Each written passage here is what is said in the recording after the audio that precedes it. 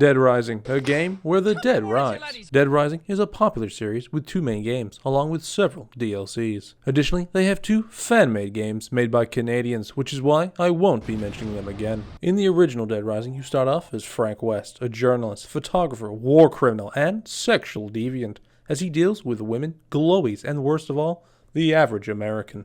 Frank's Adventure Takes him to the town of Willamette, sneakily avoiding the most expensive military in the world. After playing a quick game of Pokemon Snap, you arrive at the town's mall, just in time to see a grandma take on several men at once. Now, the game really begins, as you escape a horde of oncoming zombies, attempting to help others where possible. After escaping and quickly dealing with his assigned glowy, Frank can now explore the mall. You can meet survivors, allowing you to now experience the hard carry of a ranked League of Legends match, as you carry several retards with you in the hopes they can muster enough brain cells not to get themselves killed. Spoiler, that's not gonna happen. The gameplay of Dead Rising consists of giving the player as much freedom as possible. Want to do fuck all like real life? You can do that. Want to experience a fun, legal activity with your car? You bet you can. You can also use the most unlikely of weapons you'd find in everyday life. That Japanese katana, a battle axe, or the standard American Fountain Mac-10. All unlikely weapons to help you beat back the hordes of zombies. The story of Dead Rising is the most realistic version of what would happen to cause a zombie apocalypse in real life. Americans wanting more food. How do they do this? By dabbing on other countries. Sadly, due to a little CIA fucky-wucky, the rational moderates who survive the dabbing do the only thing that's possible: attacking the taxpayer. Eventually, the army gets tired of doing nothing and begins their assault.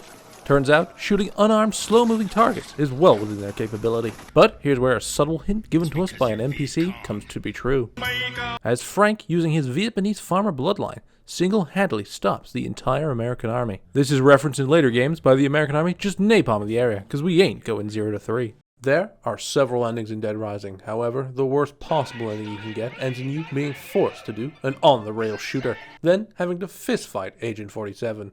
Even Frank can't contain himself at such torture. Agent 47 is not the only boss in the game. The game features several unique and interesting bosses known as psychopaths. This ranges from a war veteran with PTSD induced by his loved ones being torn apart in front of him, to the average redditor when a woman looks at him. Next is Dead Rising 2, where the main protagonist changes from our good friend Frank to Chuck Green. This was a controversial move. Some say it was because Chuck, as a character, was not fully developed, and he seemed a little bit like a cardboard cutout. This is nonsense, as he's the best quips in all of Dead Rising.